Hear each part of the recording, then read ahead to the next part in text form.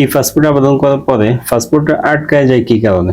অর্থাৎ আপনি আবেদন করছেন 1-2 মাস হয়ে গেছে, এখনো কোনো ধরনের আপডেট আপনি পাচ্ছেন না, ফাইনাল অ্যাপ্রুভ হয় নাই, প্রিন্টও হয় নাই, আপনার পাসপোর্টটা হইতেছে না, কি কি কারণে হয় না এবং আপনি এটা কিভাবে সমাধান করবেন, আজকের ভিডিওতে এই বিষয়ে আলোচনা করব। আমি স্ক্রিনেও দেখানোর চেষ্টা করব আর মুখে বলবো, যদি সম্ভব হয় অবশ্যই ছবি না হলে ভিডিওর মাধ্যমে আপনাকে দেখাই দিব। আর কিভাবে সমাধান করবেন ওই বিষয়ে বিশেষ করে আলোচনা করব। ই পাসপোর্ট আটকায় যাওয়ার মেন যে কারণ তা হচ্ছে আমরা যে পাসপোর্ট আবেদন করি এই আবেদনের সময় যে কোনো মিস্টেক, এটা হইতে পারে ইচ্ছাকৃতভাবে মিস্টেক করা, অথবা কোনো কিছু সংশোধন করার ইচ্ছা থাকা, অথবা বললে কোনো কিছু হয়ে গেছে। আমি উদাহরণস্বরূপ প্রথমে যদি বলি, আমি একটা আবেদন এখন করতেছি, এই ভাইয়ের নাম হচ্ছে, বর্তমান নামটা আর কি আব্দুল লতিফ, আব্দুল লতিফ ওনার নাম বর্তমান পাসপোর্টে আছে, কিন্তু ওনার এনআইডিতে এমডি আব্দুল লতিফ এটা এসে গেছে, এমডিটা বাড়তি যোগ হবে। এখন আমি যে আবেদন করতেছি, সমস্যাটা যেটা হয়েছে, আমি যখন এমডি বাড়তি যোগ করছি ওনার নামে, বাড়তি যোগ করার কারণে ওনার বর্তমান যে পাসপোর্টটা আছে এটা এখন আর অনলাইনে দেখা যাইতেছে না। আমি দুটোটা স্ক্রিন ছবি হোক যাই হোক দেখানোর চেষ্টা করবো। প্রথমে আপনারা দেখেন, প্রিভিয়াস পাসপোর্ট নট ফাউন্ড, পাসপোর্টটা পাওয়া যাচ্ছে না অনলাইনে, কিন্তু ওনার পাসপোর্টটা অনলাইনে আছে। কেন পাওয়া যাচ্ছে না? এখানে নামটা একটা এমডি বেশি আছে। তো এই সমস্যার সমাধান নিয়ে আলোচনা করবো, আগে আপনাদেরকে দেখাই। এখন আপনারা দেখতেছেন স্ক্রিনে ওনার পাসপোর্টটা অনলাইনে নাই। এখন যদি আমি ওনার নামটা এমডিটা ক্যান্সেল করে দেই, লাইভ আপনাদেরকে আমি দেখাই, এমডি ক্যান্সেল করে দিলাম, এখন আমি কন্টিনিউতে দিলাম, এরপরে আইডি ডকুমেন্টে আগে জায়গায় এসে সার্চ দিব। এখন দেখেন প্রিভিয়াস পাসপোর্ট ফাউন্ড, এখন পাসপোর্টটা পাওয়া গেছে। তাহলে এখানে সমস্যা কি হয়েছে? ওনার নামে এমডিটা বাড়তি হয়েছে, বাড়তি হওয়ার কারণে আগের পাসপোর্টটা অনলাইনে পাওয়া যায়নি। এখন কথা যেটা, যে এমডি বাড়তি বা কম করে তো অনেকে পাসপোর্ট করতেছে, আমিও করতে চাই, করার নিয়ম কি? অর্থাৎ এই মেন পয়েন্টে এসে, অর্থাৎ আবেদন করার সময় আপনাকে এটা মাথায় রাখতে হবে, যার মাধ্যমে করান, নিজে করেন অথবা কারো মাধ্যমে করান, এই বিষয়গুলো আপনাকে বুঝতে হবে, না হলে আপনার পাসপোর্ট আটকায় যাবে।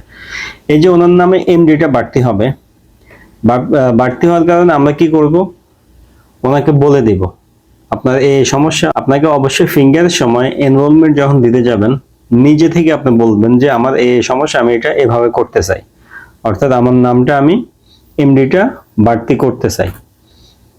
যখন আপনি এটা বলবেন, আপনার এনআইডি থাকবে, তখন হয়তোবা ওনারা অঙ্গীকারনামা নিবে, না হয় তখন ওনারা জায়গা থেকে ওনারা অ্যাপ্রুভ দিয়ে এটা ছেড়ে দিবে, পরবর্তীতে আপনার কোনো সমস্যা হবে না। প্রথমে এই বিষয়টা গেল, নাম কম বেশি করলে পাসপোর্টটা আটকে যেতে পারে, সম্ভাবনা আছে। দ্বিতীয়ত, একই সিস্টেমে আপনি আবেদন করতেছেন, আপনার এনআইডি অথবা আপনি যেটা দিয়ে আবেদন করতেছেন, এনআইডি অথবা নিবন্ধন, ওইটা অনলাইনে নেই। আপনার কাছে অরিজিনাল কপি আছে, সবই আছে, কিন্তু আবেদন করতে গেলে এখানে যে অটোমেটিক সিস্টেম আসার কথা, অর্থাৎ এই পাসপোর্ট সার্ভারে আপনার তথ্যটা অটোমেটিক আসার কথা, সেখানে আসতেছে না, এখানে ভুল দেখাইতেছে। কিন্তু আপনি ভুল আছে, অনলাইনে নাই, ওই অবস্থাতে আবেদন করে ফিঙ্গার দিয়ে আসেন, ওনাদেরকে নিজে থেকে কিছু বলার নাই। এরকম হইলে আপনার পাসপোর্ট আটকে যেতে পারে। এখন এই ধরনের সমস্যাগুলা যাদের হয় বা যাদের আছে, তাদের উদ্দেশ্যে আমি বলতে চাই, আপনি যদি এনআইডি অনুযায়ী এই পাসপোর্ট করতে চান, করতে গেলে আপনার নামে এমডি কম বেশি হয়, মোহাম্মদ হয়, বা যে কোনো সংশোধন হইতে পারে, অর্থাৎ বর্তমান পাসপোর্টের সাথে এনআইডিটা যে কোনো একটা পার্থক্য আছে। এই পার্থক্যটা আপনার নিজে থেকে ওনাদেরকে বলতে হবে ফিঙ্গার দেওয়ার সময়। আপনি যদি বলে দেন, অঙ্গীকারনামা দেন, যেভাবে হোক, তাহলে আপনার পাসপোর্টটা আর আটকাবে না। আবার অনেক সময় এরকম হয়, পাসপোর্টের তথ্য অনলাইনে নাই, কিন্তু আপনার সব ঠিক আছে, অর্থাৎ আপনার এনআইডি বর্তমান পাসপোর্ট 100 মিল আছে, কোনো পার্থক্য নাই, কিন্তু ওনারা কাগজে লিখে দেয় যে আগের পাসপোর্ট, প্রিভিয়াস পাসপোর্টের ডাটা এখন পাওয়া যাচ্ছে না। এরকম হইলে আপনাকে কিন্তু নতুন এই পাসপোর্ট দিবে না, এক্ষেত্রে আপনাকে রিওয়ার্কে পাঠাবে, যে আপনি আবেদন করে আসলেন, ফিঙ্গার দিয়ে আসলেন, আসার পরে 10-15 দিন পরে দেখবেন যে রিওয়ার্ক লেখা আসে, অনলাইন চেক করলে দেখা যায়। তখন আপনি যদি বিদেশে হোক আর দেশে হোক একই নিয়ম, সৌদি আরব থাকলে রিয়াদ বা জেদ্দায় গেলে তখন ম্যানুয়ালি এটা ওনারা ঠিক করবে।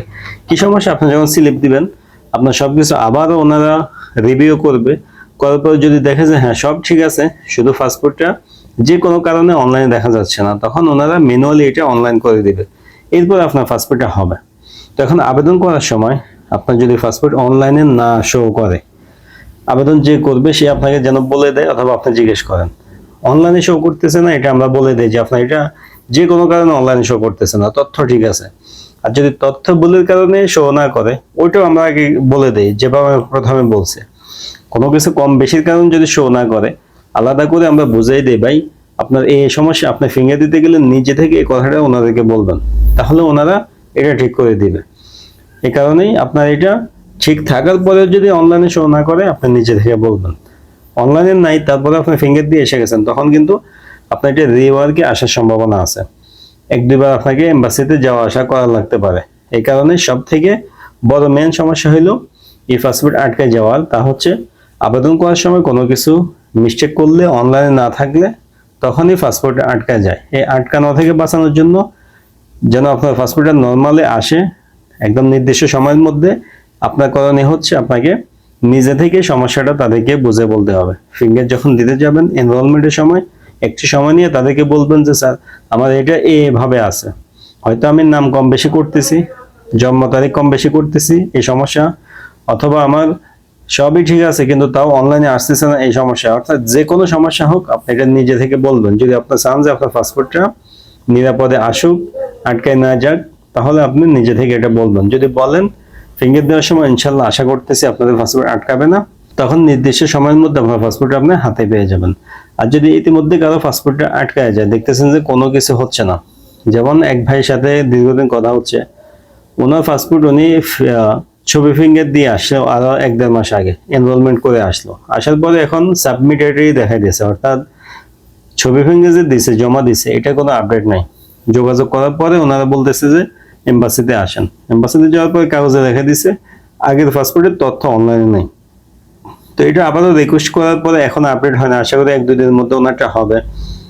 অর্থাৎ আপনি যদি ভুল কিছু দিয়ে আসেন, তাহলে এই ব্যক্তির মতো আপনিও বারবার এম্বাসিতে আসা যাওয়া করা লাগবে, রিওয়ার্কে পাঠিয়ে দিবে, আপনি ঝামেলার মধ্যে থাকবেন। এই কারণে কোনো সমস্যা হইলে, কোনো কিছু অনলাইনে না থাকলে আপনি নিজে থেকে বলবেন। আর যদি আপনার পাসপোর্ট অনলাইনে দেখায় এই পাসপোর্ট সার্ভারে, এবং কি আপনার নিবন্ধন বা এনআইডি যেটা আবেদন করতেছেন এটাও দেখা যায় হ্যাঁ অনলাইনে আছে, এই দুইটা অনলাইনে থাকলে ইনশাল্লাহ আপনার পাসপোর্ট চলে আসবে, কোথাও আটকাবে না।